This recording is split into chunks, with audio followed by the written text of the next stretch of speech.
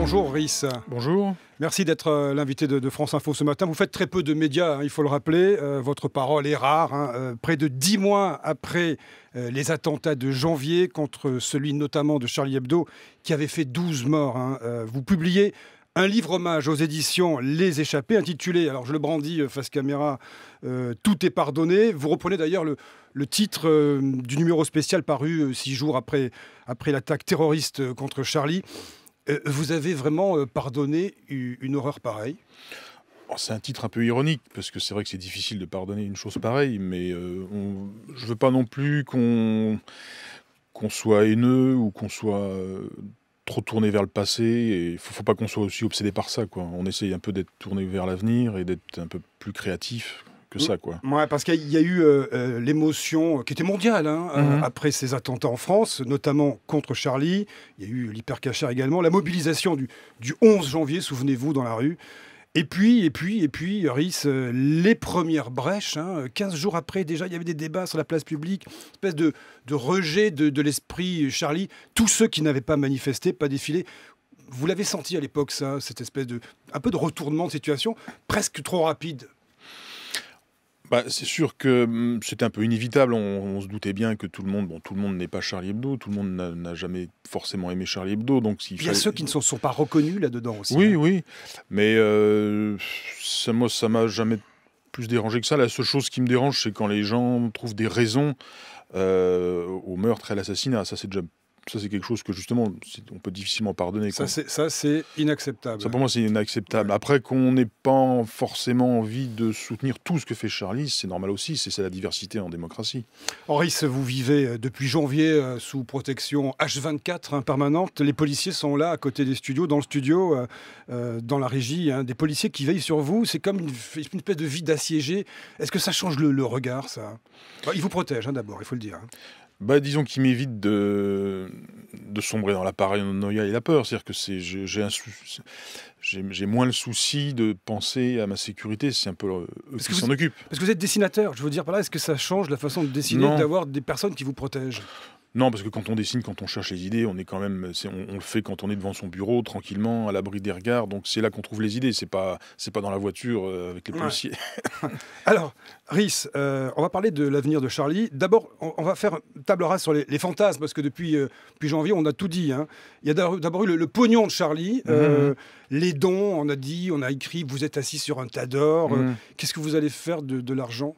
L'argent, il va être transféré à la Caisse des dépôts et consignations, et ensuite, il y a un jury qui est en cours de constitution qui va faire la répartition, c'est tout. Donc c'est clair et c'est en train de se faire, voilà. Ça vous a sorti quand même des difficultés financières, malgré tout? Alors non, mais ça c'est autre chose. Après, c'est les ventes du journal qui ont eu lieu, qui effectivement étaient meilleures, mais les dons et les ventes, c'est deux choses différentes, quoi. Le tirage aujourd'hui de Charlie Hebdo, comment est-il? On vend à peu près autour de 80 000 en kiosque, et on a 190 000 abonnés à peu près. C'est-à-dire c'est un bon tirage pour un hebdo. Oui, c'est quand même beaucoup, oui. Ouais. Vous avez entendu l'ultime compagne de Charb qui a évoqué des contacts avec des hommes d'affaires du Proche-Orient. Ça vous fait rire? Oui, c'est drôle, oui. Pour apurer les dettes du journal. Vous en aviez entendu parler de ça? Parce que ça nous a fait quand même un peu fâcher, cette histoire. Non, mais ça, c'est des fantasmes de gens qui ne connaissaient pas bien Charlie Hebdo, qui voient ça de loin, je ne vois pas très bien ce qu'elle connaissait du journal. Mais Charb ne fréquentait pas des gens comme ça. Après, en tant que journaliste, comme tout le monde, comme vous ou moi, on croise des gens, mais c'est pas des gens qu'on fréquente. Enfin, c'est pas des gens de notre monde, quoi. Et pour en finir avec les fantasmes, Rhys, il y a eu le feuilleton de la brouille avec Patrick Pelloux. Tout est pardonné aussi ou pas? Écoutez, j'ai déjeuné avec lui la semaine dernière, on s'est bien marré, voilà. C'est la vie d'un journal aussi, quoi. Il n'y a rien d'extraordinaire non plus. Luz et lui ont envie de faire autre chose?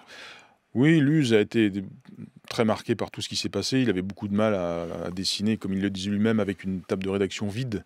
Je crois que le vide et l'absence des disparus l'a vraiment marqué. Puis aussi la pression médiatique, aussi à un moment donné, qui était vraiment devenue insupportable. Et je crois qu'il a voulu prendre de l'air et s'occuper un peu plus de lui, je dirais. Alors l'avenir de Charlie, c'est d'abord une révolution culturelle pour des gens comme vous, puisque vous ouvrez un site internet. Ah oui, oui. Aïe, la toile, c'est nouveau quand même, parce que vous étiez quand même un peu dans le genre harakiri, quoi, tirage papier, les dessins, les crobards.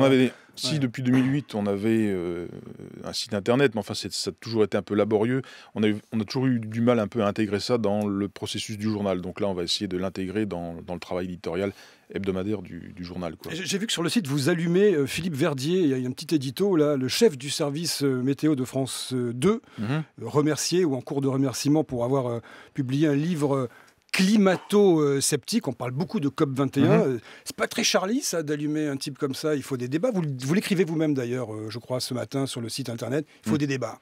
Ah oui, il faut des débats, mais quand on aime les débats, c'est aussi d'être dans la contradiction et de ne pas être d'accord avec tout le monde. Voilà, donc on ne peut pas non plus être d'accord avec tout le monde, surtout à Charlie. Ah, il s'est bien allumé, Philippe Verdier, en tout cas. Hein. Vous Ouais, n'êtes pas ouais, d'accord ouais. avec lui. Ouais.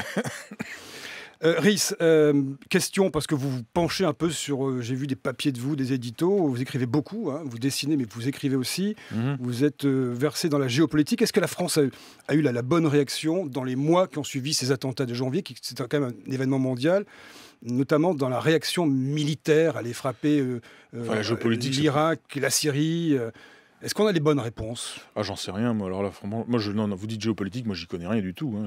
Vous écrivez plein de choses. Oui, oui, mais enfin bon, toutes ces choses-là, je sais juste qu'il faut pas se leurrer. C'est qu'on a en face de nous des gens qui ont en tête un système politique alternatif. Moi, je pense en tout cas qu'ils défendent des valeurs qui sont contraires aux nôtres. Donc, c'est pas simplement ce qu'on a subi le 7 janvier, c'est pas simplement un acte de violence comme ça, isolé. Il y a un plan, je pense, il y a vraiment l'ambition de remettre en cause nos libertés fondamentales ici en France.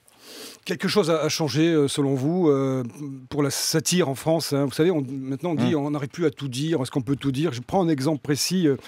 C'était le 7 octobre, votre une avec un dessin. Morano, la fille trisomique cachée de De Gaulle. C'est digne d'ailleurs des riches heures de Harakiri. Hein. Ça ne passe plus en France. Bah, ça passe plus, oui et non, parce qu'il y a des gens qui m'ont dit que ça les avait fait marrer, qu'ils l'avaient compris, donc faut pas non plus se laisser impressionner par les gens qui n'aiment pas ça. Il y a toujours des gens qui n'aimeront pas Charlie Hebdo, donc si on cherche à faire un Charlie Hebdo qui plaît à tout le monde, il faut arrêter de le faire. On n'arrivera jamais à convaincre 65 millions de Français. Il y aura toujours des gens qui n'aimeront pas Charlie Hebdo.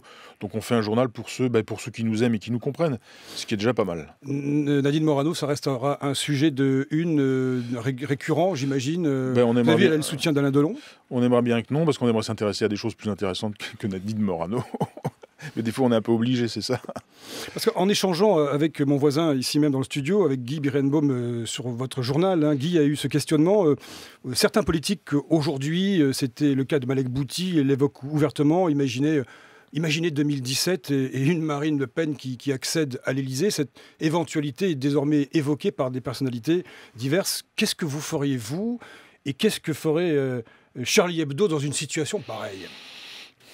Je crois qu'il faut continuer à faire ce qu'on a toujours fait. Il faut résister, il ne faut pas se laisser impressionner par des choses comme ça. Je crois qu'il ne faut pas laisser le terrain à nos adversaires, quoi. Sinon, c'est trop facile. Il y a des gens qui disent je partirai à l'étranger, mais c'est con, il faut rester là. Il faut se battre. Vous, c'est pas votre idée de dire je claque la porte, je fous le camp? Oh, non, surtout pas. Non, ça non. Rhys, dans ce livre hommage Tout est pardonné, il y a 5 sections qui sont dédiées à Cabu, à Charb, à Honoré, à Tinius, à Wolinski. Pour ceux qui nous écoutent, je rappelle que ce sont 5 dessinateurs qui figurent parmi les victimes. Vous y étiez, évidemment, on ne va pas revenir là-dessus, je ne vais pas vous accabler avec ça. Pourquoi cet hommage particulier à ces 5 dessinateurs? Ce sont des dessins, d'ailleurs, c'est un best-of, hein, c'est le meilleur d'eux. Hein. C'est-à-dire que ce livre, on le fait tous les ans, c'est un peu la compilation des meilleurs dessins de l'année passée.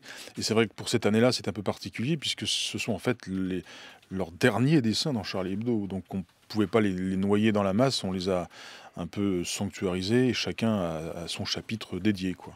Voilà. Parce que, bon, voilà, on les reverra plus et ils ne dessineront plus jamais, quoi. Ça a été leur dernier dessin pour Charlie, donc c'était pas facile à faire, quoi. Alors, il y a une question qui vous gonfle et on s'en tiendra là. Il y a une question qui vous agace. Ah bon? Oui, il paraît qu'il ne faut pas qu'on vous demande est-ce que ça va. Si, vous pouvez me le demander, mais... Je vous la pose à la fin, du coup. Oui, si, non, mais ça va quand même un peu mieux, quoi.